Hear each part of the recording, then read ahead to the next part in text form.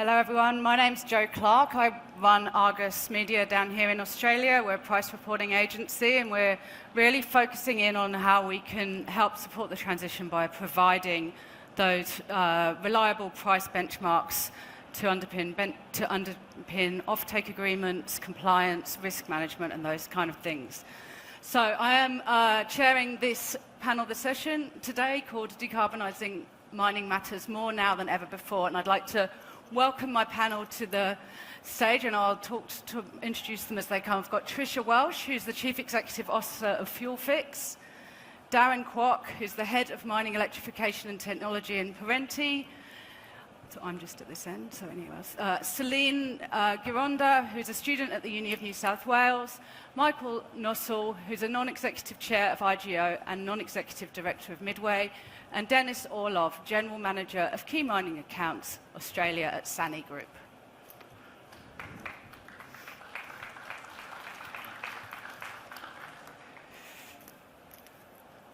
All right. So, panel, I'm not going to go too much into what you do, so you'll have to tell people through your answers as we go through.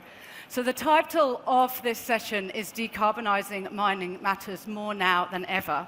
And let's start off with why. Why does it matter more now than it ever has before? Michael, would you like to start? Well, I think the way that I look at it is we're on a journey. We've got a destination that we have to get to as the human race, I think. I think people, you know, the science of climate change, all the arguments over that are in general terms, long gone. And we've got to keep that momentum going. Mining industry accounts for, what, 4 to 7% roughly of global emissions. In order to maintain our social license over time, I think it's really important that we lead the way and we continue to drive change. Now, if you'd had this talk 3 or 4 years ago, I don't think you would have even come up with the topic, because I think it's, you know, the noise around the beginning of, for example, the safeguard mechanism in Australia and the general push towards net zero by 2050 was very live. I think we're going through a period where people are starting to question that, but I think in the longer term it's going to be really important that we keep going in order to maintain that social licence as the main point. Celine, as the youngest person on the panel, would you like to say about why now is important? Definitely.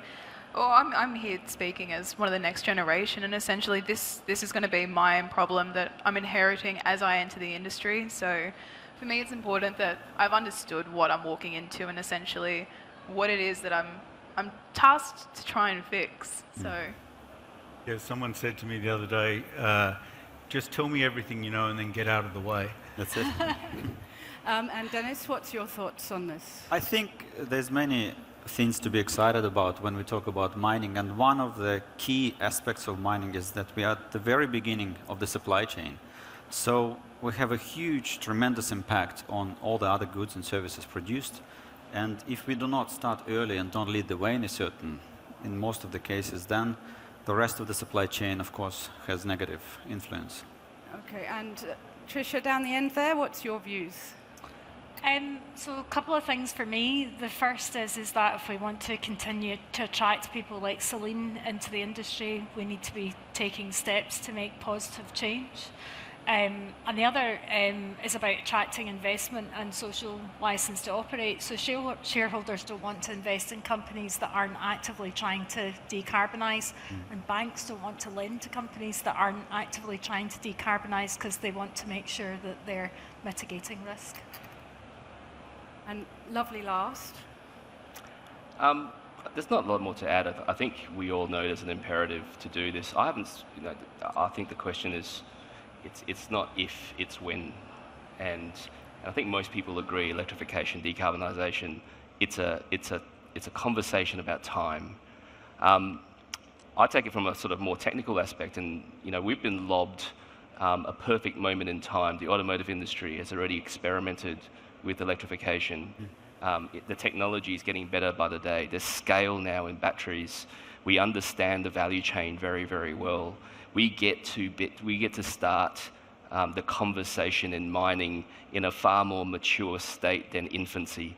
And I think that brings us into a really interesting place to be able to execute on these ideas, as opposed to try to design, build, and develop at the same time. So I think we're in a really good technical space to begin it now also. And we have a little bit of time to work with all these other manufacturers and all the supply chain to build up that collateral of time. So if we agree then that now is the moment for us to start acting, or to continue acting, I'm not suggesting there isn't already work going forward, what kind of global and local factors, be they commodity markets or politics, or we talked earlier about the community's expectations, that are affecting the ability for decarbonisation to come through right now? We might go in reverse order, so back to you, Darren, please. That's a big question. I mean, the reality is that we are getting pressure from all aspects of society to act. We've spoken about you know, the change in sort of pace. However, the pressure is still there. Again, if it's not if but when, I think we need to use this dwell time to make that happen. But I also think that at a global level, we're in a really nice sweet spot right now to act, because the OEMs also have invested time and effort into this already in its infancy. They're looking for a feedback loop. So again, at the sub-levels of the supply chain, we're in a really good spot. And if we, sorry, go on, Michael. Michael, go on. I was just going to dive in there out of order because I think... Like out of order. I think you know, we are right now in a little lull, I believe. We had momentum, as I was saying before, and I mean, even in Australia, I'm a non-executive director. The Institute of Company Directors last October had the cover of their magazine was the death of ESG, with a globe effectively burning. And it's just reflecting the fact that, and it's not just with some of the political developments in the US, where there's an active almost push against decarbonisation. It's not just that, it was happening before that. It's a general, and a term that I've heard from investors in IGO is ESG fatigue, where there was a very big push, there was a big investor push, everyone wanted to invest in ethical funds, everyone wanted to invest in companies that were actively showing that their progress on decarbonisation. And that has waned in the last little while, and I think the whole US effect has only exacerbated that. So I think the way I look at it from the industry, we've got some people doing some really good things, and then we've got other people who are kind of taking advantage, to be perfectly honest, of this you know, hiatus to basically park a lot of their projects and to say, well, we're not going to invest in that just right now, we'll wait until we have to. And so I think it's quite an interesting thing. Then it takes you back to the local regulatory framework that you're investing in. And if you look at something like in Australia, where you've got the safeguard mechanism and people having this, you know, almost this penalty regime coming if they don't make continual progress towards decarbonisation, some companies are just saying, well, that's all we're going to do. But at least that's something. Yep. And Tricia, as someone who's on the ground actually doing projects that are helping with decarbonisation, do you want to kind of talk about how the environment is working, those stepping stones that you can make to take things forward? Yeah, so I think encouraging miners to do pilot studies, because everybody likes to make money, right? So the reality is I think Darren has mentioned before that a lot of the electrical equipment or the more advanced equipment like SANY are making is actually better for the mine. You know, it operates better. So in my area of like small scale interrupting generators with, you know, microgrids, it actually saves the client money. So it's a convincing argument. And then the carbon emissions savings are on the top. At a higher level, there's the obvious things about the chicken and the egg, the supply chain versus the infrastructure being in place to allow the changes to supply chain. But somebody's got to have courage at some point, and and the miner that goes after it, and the miner that has the courage, I think will see big dividends in terms of the talent that they attract, but also in terms of their operational cost. And I want to come back to SANY in a minute, but as the future talent, Celine, and as someone who does, as well as being a uni student, you are spending time on mine sites. What are you seeing on the ground as far as that's concerned? Well, definitely making, I guess from a student perspective, I'll go to the Gen Z more than anything. Already as we look at it, my generation as it is has a bit of a negative perception towards mining. So it's hard to be able to equate that and the things that we're trying to achieve in the future. It's, again, as I say, it is my problem. It will be my problem. It isn't at the moment, but it will be. So it's important that these are the sorts of things that I'm looking at. When I see it on a mine site, there are active changes to try and look at it. When we're looking at new projects, are we going to expand? Are we going to look at, you know, new investments, things like that? It's how are we going to implement these green changes? So, and those are small things like implementing that into our mine designs. How do we show that we're going to look at this? Where are we putting our substations? Where are we putting our next, you know, trolley systems, if that's something we're looking at? And what machines are we going to now invest in that lower our carbon, lower our emissions? Being someone that's worked in coal predominantly, that's emissions, methane, that's our biggest problem. We're constantly looking at how we're going to reduce that. So seeing that put into our mine plans and budgets more than anything, it's what I'm seeing. From a student and young person perspective, ESG is driving these changes for us. My mine or our mines are only as successful as the community enjoys it. Without a social license to operate, there's not much I'm going to do. So with these increased pressures from the government, from, you know, just general social, political views, this is what we're seeing implemented in, essentially. Okay, that's great. And Denis, when you went from SANY's perspective, what are those kind of stepping stones or hurdles that you see towards decarbonisation? I think it's all supported by the fact that the mining industry has a certain internal conflict. We have a great push to decarbonize, but at the same time, to decarbonize, we need more minerals and alternative minerals to existing solutions. And for many mining companies, if the technology is not there or if equipment is not there, it's hard to take this leap to have a huge investment into unknown future. So I think a lot of collaboration is required. That's one thing for certain, including governmental bodies, including involving new talent into the industry, working with the mining companies, working with suppliers like SANY.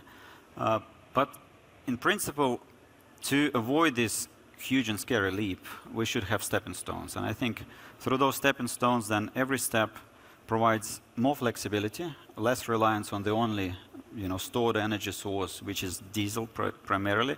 And then it helps with other industries because, as Celine mentioned, coal, we still need power to produce all those things, but you can decarbonize in coal and make improvement there. So through gradual improvement, we can go a long way.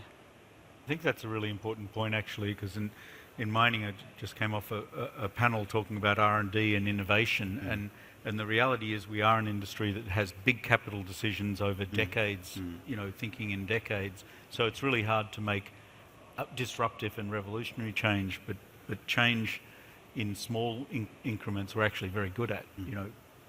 Yeah, so when I suppose then there is we need to decarbonise now, but what's coming in the future as far as technology is concerned and other things. So when we're kind of balancing that cost to decarbonise, the idea there may be some silver bullet in the future and the need to act now, how does the mining industry kind of balance those different pathways that there are towards decarbonisation?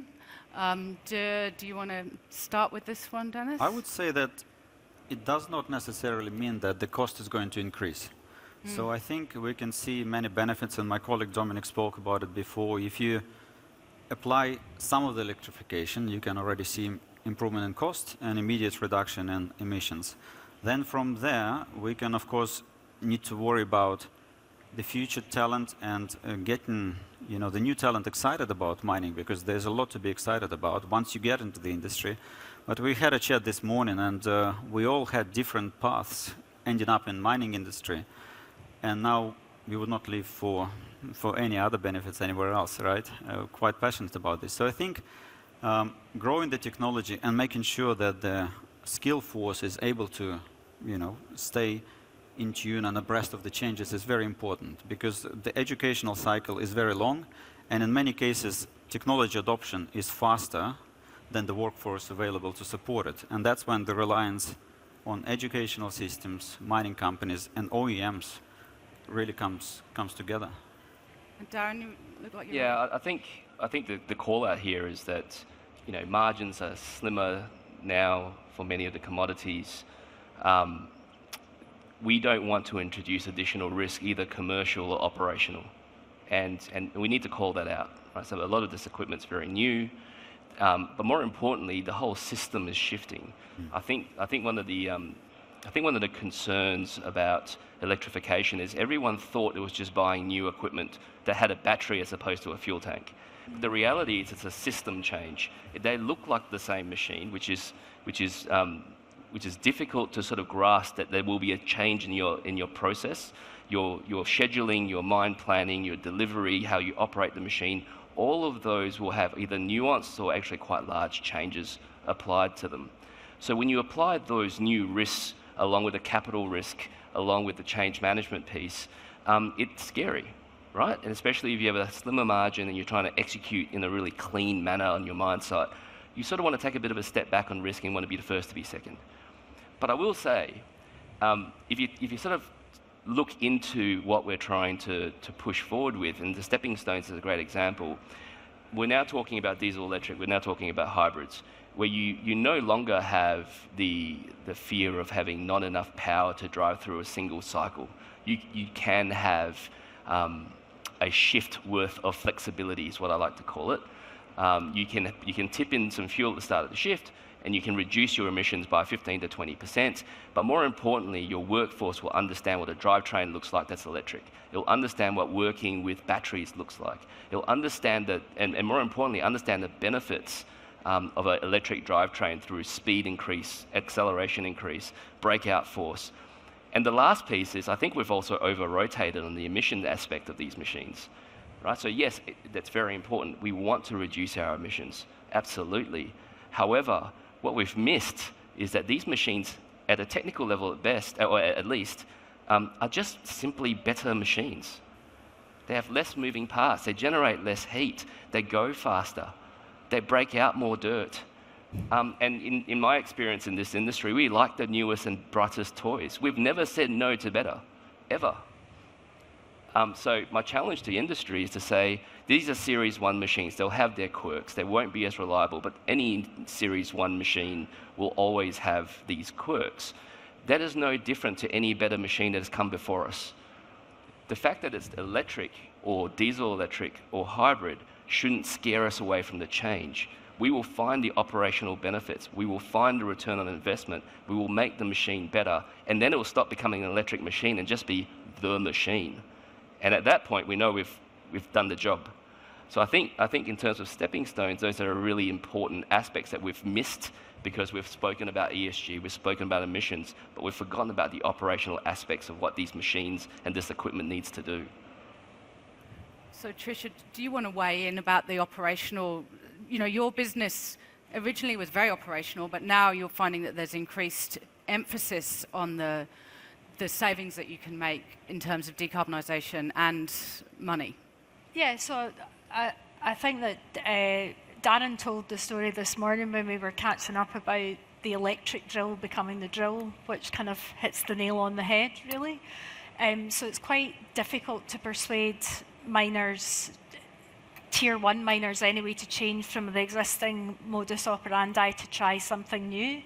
So you have to try, and the way that we have started getting people to adopt the new technology is to go in with the tier 2 or tier 3 miners who are prepared to run a pilot study, and then the maths makes sense, right? So if you can run a pilot in the area that I'm in with a miner, then the maths makes sense within 6 months.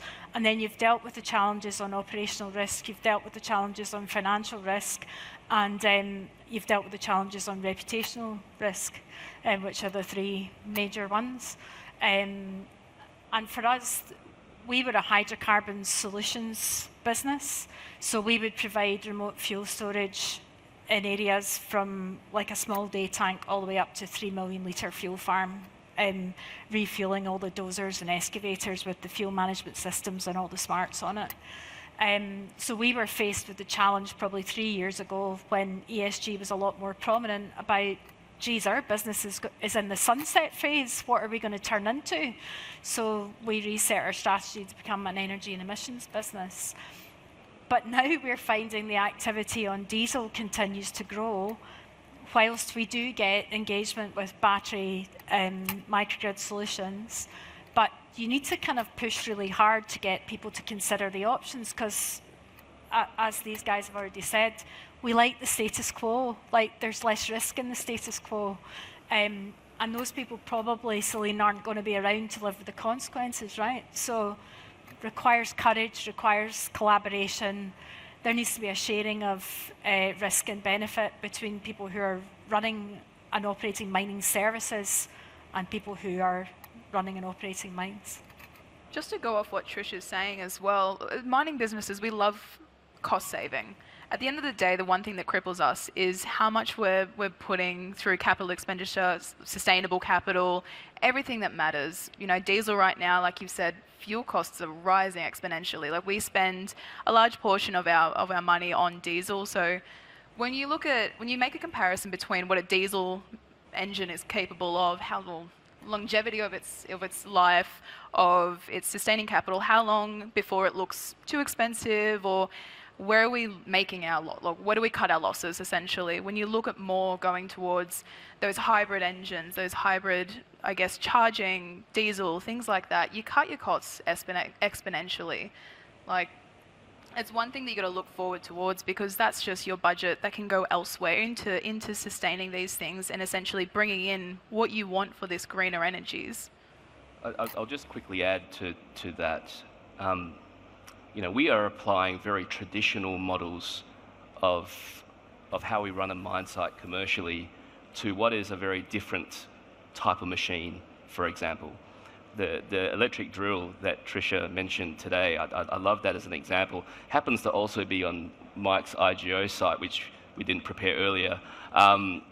That drill started its life as the electric drill. That was a special sort of, you know, we're going to give it a go, and everyone's a little bit hesitant, and we went down there, and everyone's a bit concerned. It can only tram 6 kilometres. You know, where are we going to service it? How is it going to get out of the hole because the tram's longer than 6 kilometres? And we had all of these reserve judgments. But when we used it, not only did we learn that we didn't need to tram more than 6 kilometres, but it stopped becoming the electric drill because it just became the better drill. And we were just drilling holes with it. Right? And we got used to it. But more importantly, if you think about what Celine was just saying about cost modelling, I don't know another machine that got better as it got older. Right? So how do we model that? And what I mean by better is that machine with the same battery was tramming 6 kilometres. I now have optionality because battery technology is advanced in the year and a half that we've owned it, to the point where I can push a button, I can get a new battery for that machine, and I can tram 12 kilometres with it. Now, at what point did anyone's machine here on your mine site get better by a factor of 2? It has never happened before. So how do we manage that? How do we allocate value to that is a question. So we can't apply old models, commercial or operational, to a new machine. And we need to start rethinking that and framing it in a way that will absolutely call out where the shortcomings may be, but importantly also call out where the value is in that. Anyone here owns a Tesla? You wake up one morning, it's a software update, and your car goes faster. Right? So there's opportunities here to see value, but we just don't simply talk about it enough. Michael, as someone who's had this kind of equipment, you know, you've seen it from the operating side, not just in terms of Darren's equipment, but as we move towards decarbonisation, and also from your experience in Midway, what are the opportunities that you see there, as well as the risks as we go forward? Well, I think firstly the drill, or the electric drill, and we were talking about it before, because I visited underground at the Nova mine and got a lot of complaints about this thing that I went back 6 months later, and they said, well, actually, yeah, it's working pretty well, and we figured out we don't have to tram it up the drive that often if we do half the services underground, and that actually works better anyway. So I think, you know, I'd only endorse what Darren said there. But I think the opportunities are enormous, and we've talked about incremental, and I did say at the beginning that it's hard to get step change in the industry. But I think that's going to come in the next, over the next 10 or 15 years. And some of the areas I look at as real opportunity are changing the way we think about processing to end product. So if you look at copper, typically we mine it, we crush it, we grind it, we float it, we then ship it as a concentrate halfway around the world, put it through a copper smelter, and we end up. I think where we'll go to, and that obviously that's not every plant, there's SXEW as well, but I think looking at that whole route and that whole sort of value chain or development chain, we're going to see real innovation and step change there around, I think, more and more moving away from pyrometallurgy as a way of treating minerals into hydrometallurgy. Things like bioleaching, things like in situ extraction of minerals, things like going back to heap leach for lower grade ore as we keep pushing grade and that. So I think there's going to be some big, and a lot of those come with consequential improvements in the carbon footprint. Yeah. So I think that's where I see some opportunity. Okay, and Denis, from your perspective? I agree with a lot of what is said, and I think it is important for mining to understand it's not just about mobile equipment, but also about fixed plant. We all like our trucks and excavators and drills because those are, big toys. But of course, in many cases, decarbonization with microgrids can offer an opportunity to smaller mining companies to go to the greenfield stage and then to development mine, because you remove the reliance on a single source of stored energy or a couple of different sources of stored energy, and then you avoid a huge capital investment required for the infrastructure to kick off the mine and get going. So in our case, we also have a range of microgrid solutions, and a few rolled out examples globally when you can actually see that the investment is with the supplier, but if the customer accepts the long-term contract, then we can make it work. So I think it provides many benefits and could potentially open up a whole new market that we probably currently just miss because status quo, as Trish said, hard to change. It's been working fine for the tier 1 miners. Looking at their annual reports, they're doing just fine. But I think the tier 2 and the tier 3 miners, that's where the growth is hopefully going to be. And when you say microgrids and you would do the investment, so then would you do a power offtake agreement to is that how that works? PPA agreements, yes, whether it's wind, solar, diesel generators to back it up, battery storage, those options are available. And is that similar to what you're doing, Tricia, over in WA? Yeah, very much so, except we're heavily focused on where diesel generators are used on mine sites and trying to kind of interrupt those. So trying to be like the water court for diesel, use less. Yeah, so you're doing yourself out of business. Exactly. Okay, that's fantastic. We've got 15 minutes left, so we're going to try to end with I know we've got a long time, so don't rush, but I really want to talk about a call for action. So if we think about all the opportunities that we've just talked about, and we've also talked about the need that the opportunities of decarbonisation, and Celine is here very clearly showing that the consequences are very much and I've got, smaller children as well, the consequences are very real. So what should the mining industry, and including you as individuals, do to help or it's not starting, because that's already started, but kick this along or up a gear? All right, I'm looking for a volunteer. I'm going to go with Tricia. Lucky first. I believe that every little helps, right? Just like Tesco's. You'll remember that from the UK. Yep. So we need to do lots of things all at the same time. There's no one silver bullet. I think that's been mentioned a few times. But if we can replace diesel generators on site where we can, if we can run pilot studies on using hybrid or, God forbid, like 100% battery electric, dozers, excavators, then, and we can see success, then that's what's going to make the future move quicker. So from my perspective, I'm not as big a player as these guys, but we will do everything we possibly can to help customers transition to a clean energy future, that's actually our new mission statement. So if we can work collaboratively with a customer to deliver them a solution that saves them money, lowers carbon emissions, saves them maintenance, then and it allows for safe operation, then that's what we'll do. And we were having a little talk earlier before we came in as well, where we could have some drop-in biodiesels or renewable diesels into that diesel, as well as the electrification piece. Is that something that you would think of as being an option going forward? Yeah, well, all fuel infrastructure can be switched to biodiesel. We've run successful trials for Tier 1 miners where they've varied the amount of HVO they were adding to diesel. And we ran the trial for 6 months, and it was a complete success.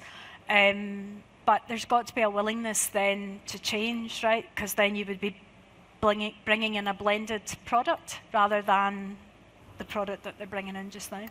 All right. And sorry. I think it is a good opportunity, and I think especially in Australia, where we actually have land, and in the north we have land with at least seasonally reliable rainfall, and so the ability to generate biomass to use for biofuel is quite enormous. And that's my other hat with Midway.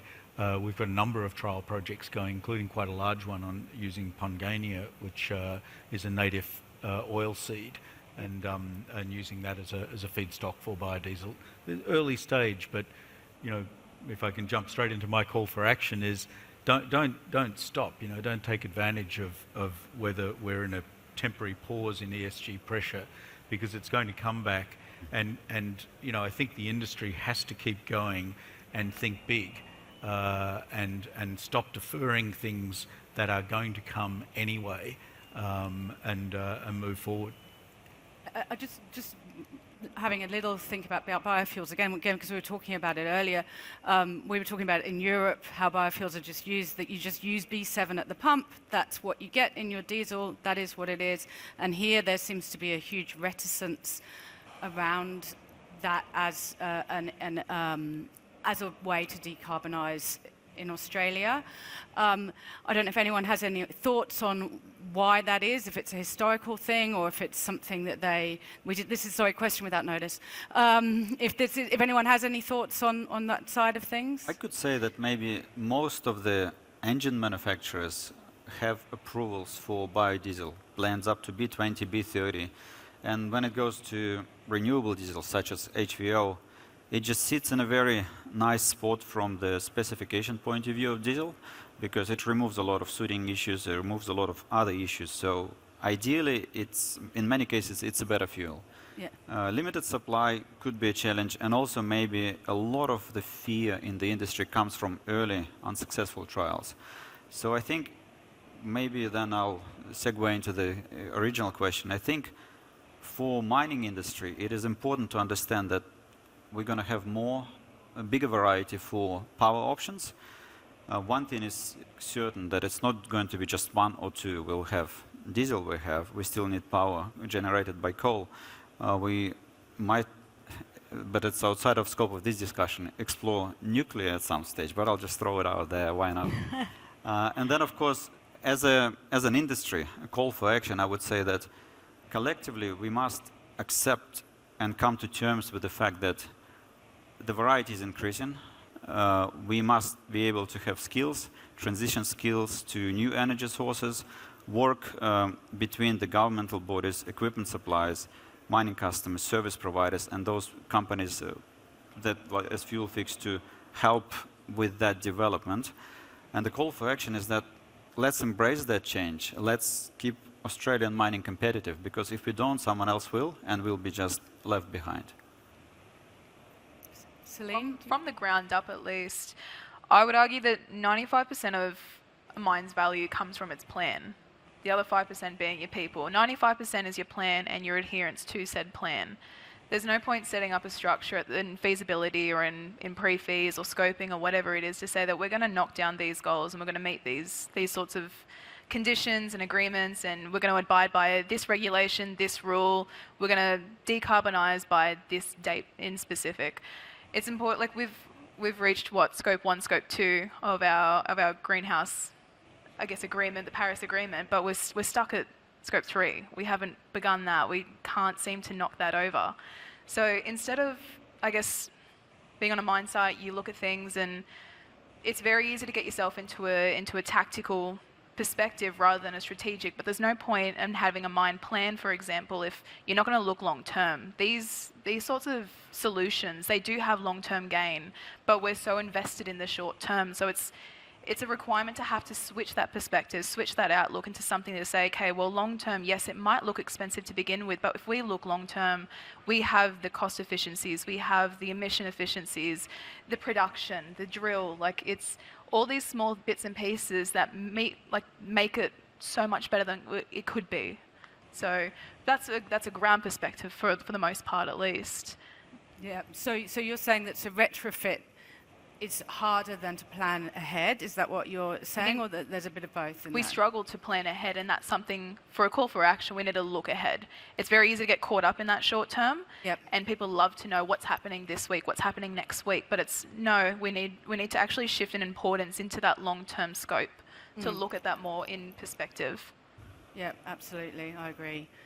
Darren? First of all, I couldn't agree more with what Celine just said. That was outstanding. Long-term greed is not something we're very good at, and I think we need to be more long-term greedy than we are today. In terms of a call for action, first of all, I just want to call out that there's a lot of people out there doing a lot of things, right? It hasn't stopped. There's a whole heap of folk who are very clever. In my team, in other organisations globally, we're doing studies, we're testing equipment. We're in the midst of understanding.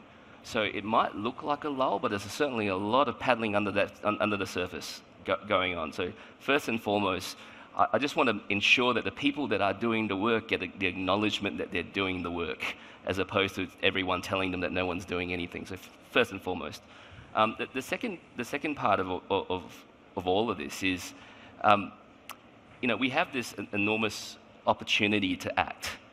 Right? And we have the data. But I think we think in zero or ones. So we're either going to go full electric mine or we're not going to do anything. But the reality is we have opportunity to test everything in stepping stones. And we should take those opportunities now, because, again, back to the long-term greed that Celine was talking about, the long-term plan, is, we think in these horizons, and we'll never achieve the things that we want to do. So my call to action really is start somewhere. Take the bite. There's a whole heap of people who have taken their first bite. I said this to my board in different terms, but we've taken the first bite of the elephant and it's chewier than we thought, right? Because it's a systemic thing that we need to look at. It's a big system conversation that we need to look at. So as opposed to looking at the whole problem and trying to solve it in one fell swoop, there are no silver bullets. There is no panacea. Let's chip away at this and get some momentum. We had that 2 years ago, and for a myriad of reasons, it stalled. But we're still doing the hard work. So my call is, let's acknowledge the people doing the hard work and give them the airtime. Let's share more in industry, because by sharing more, you're encouraging others to share their information as well. And lastly, let's have open conversations between industries. So surface, underground, OEMs, the whole gamut of the supply chain, because I think if we all spoke together, we could chip this away, and before we know it, we'll have a solution. Yeah. And can we just, because we've got a couple of minutes left, if we think about it, we are at a difficult point in the cycle, both commodity cycles. I mean, some people, gold, doing amazing. Oh, it came off 10% overnight, but other than that, doing amazing, but other commodities are struggling at the moment. So if we think about this as an opportunity, how would you sell, just maybe we've got like a minute each, how would you sell to a mining firm, do some action now, and this is how I would do it if I was in your shoes? Do you want to?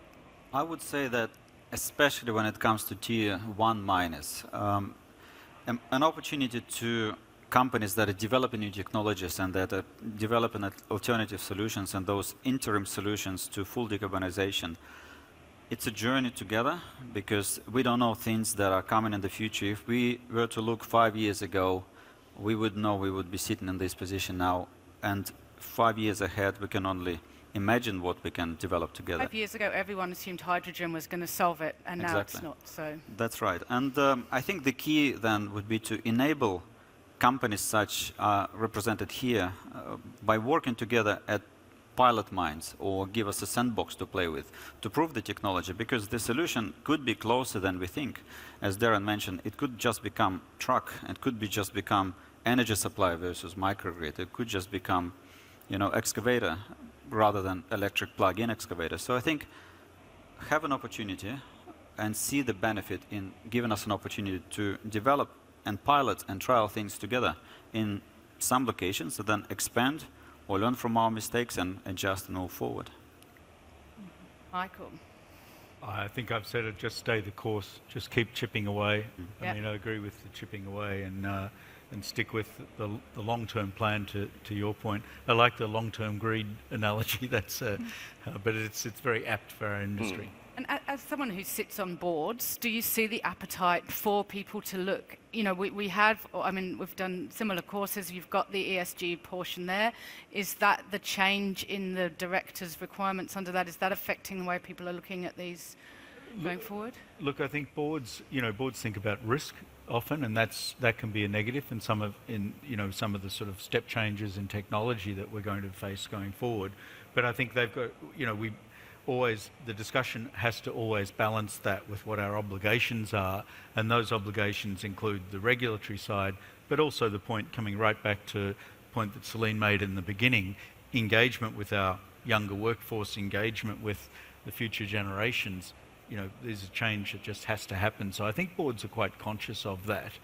But having said that, as I said, there's still some companies that are very happy to push stuff back and just not face it now.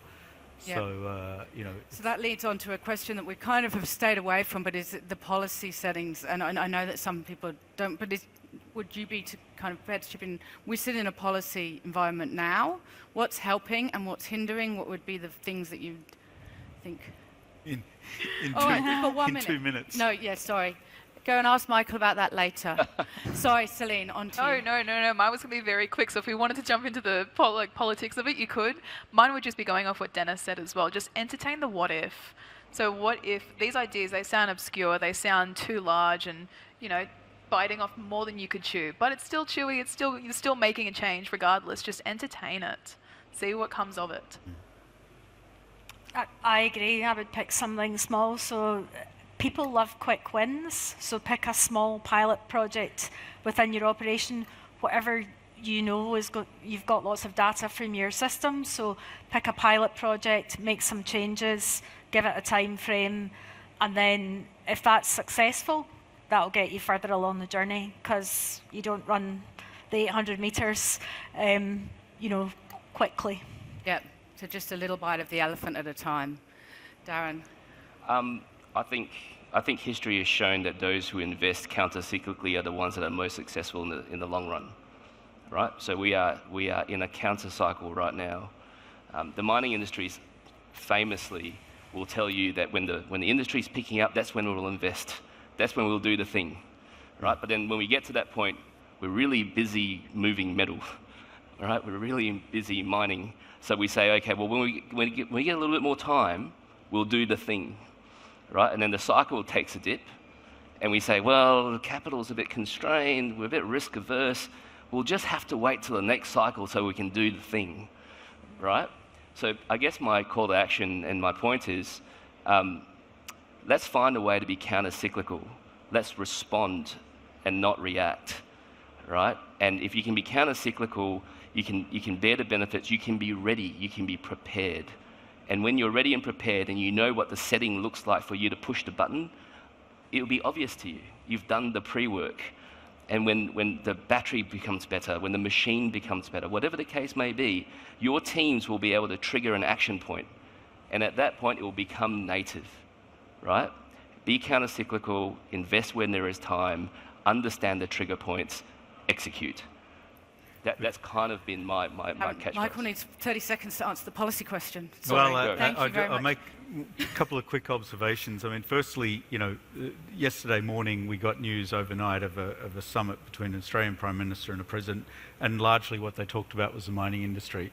Well, I've been 35, 40 years in this business. We sailed under the radar for a very long time. We're no longer under the radar. Yep. So, but my call to the politicians from a policy setting point of view: write the rules and then stick to them, and help us move in the direction that we need to move. And you see, because you're hearing a lot of words now, and we're just hoping that the words around facilitating permit process, getting quicker approvals, moving things forward more quickly, we're just hoping those words translate into action. Amazing. But we are in a unique period as mining, I think, from that point of view. Amazing. I think that's what we got from our conversations, is that there is an opportunity there as well as a cost and a risk, and the opportunities are bigger than those things. So I'd like to thank everyone on the panel. Thank you so much for coming. It was lovely to meet you. And thank you, everyone.